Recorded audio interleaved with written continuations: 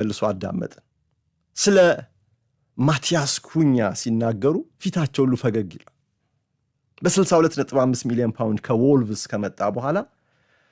ማቲያስ ኩኛ የኦልድ ትራፎርድ ደጋፊዎች ተወዳጅ ተጫዋች እንደሆነ ዘገባዎች ይጠቁማሉ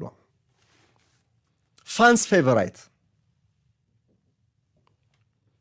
አንዳንዶቹ ቸኩሎም ሊሆን ይችላል ከኤሪክ ካንቶና ጋር ሳይቀር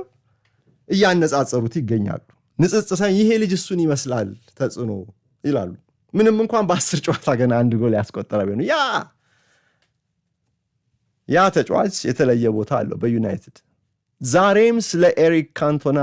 የዩናይትድ ደጋፊዎች ሲያወሩ ራሳቸው ፈልገው የቀቡት ንጉስ አድርገው ኪንግ ኤሪክ አይደለ ንጉሱ ነው የሚሉት አሁን የካንቶናን ቦታ እሱ ባሳደረው ተጽዕኖ ልክ ለማንቸስተር ዩናይትድ የተካ ተጫዋች አለ ለማለት ይከብዳል ግን በእግር ኳሱ ዓለም ላይ እንደ ፕሪማቹር የሆነ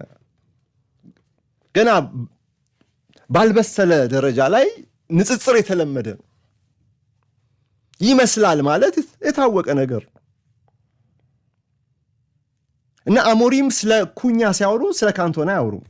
ደጋፊዎች ናቸው